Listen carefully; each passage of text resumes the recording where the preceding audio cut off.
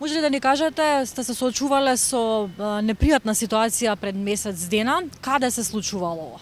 На неговото работно место во секторите од град Скопје, во еден од секторите. Колку време е вработен таму?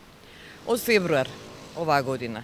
Значи, вработен си е со решение за неопределено време. На која позиција е вработен? Во техничка служба. До сега, овие месеци се случувале некогаш непријатни ситуации, дали некогаш ви споделил такво нешто? Да, не, апсолутно не. Беше пресреќен тој, бев пресреќена и јас. Навистина со голема радост одеше на работа. Се до моментот септември, некаде почетокот кога се појавија првите знаци кај него, не сакам да одам, не ми се оди, некој отпор према работата. И до клучниот момент кога се случи тоа што се случи. Тој ви го кажа тоа веднаш, уште истиот ден кога се случи или може би го криел?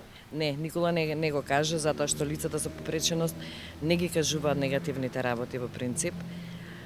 Ми го кажа негов колега, ми се јави и ми кажа веднаш дојди, се случи тоа и тоа.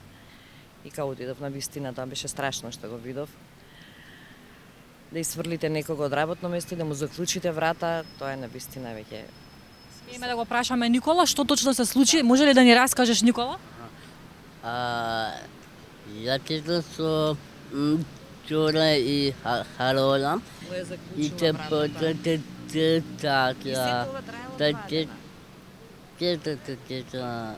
И покрај тоа што траело 2 дена, покрај навистина е страшно тоа што се случи, меѓутоа е уште пострашно што никој не изреагирал.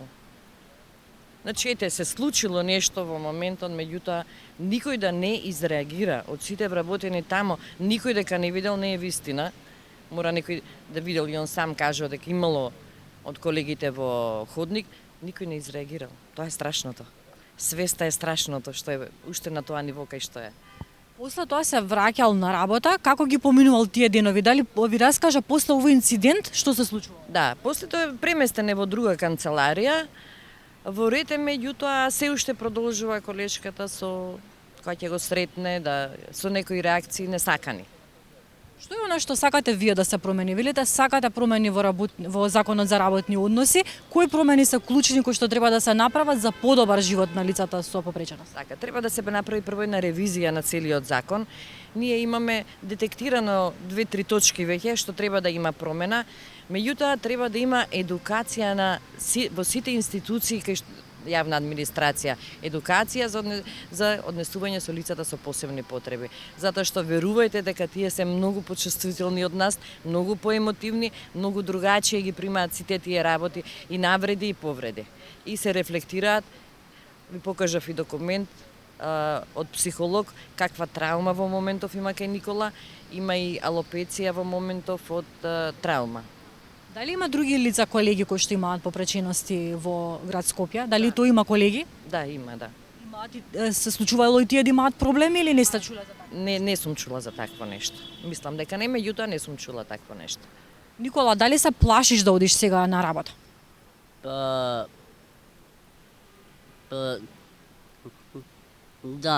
До каде ќе одите? До каде сте спремни да одите со ова? Значи, видовте само дел од родителите кои ја дадоа поддршката, ги има најмалку 10-20 пати повеќе што ја даваат поддршката. Нема да застанеме тука, ќе одиме до крај, спремни сме да одиме до крај, значи вистината мора да излезе на виделина и нема да дозволиме насилникот да биде жртва.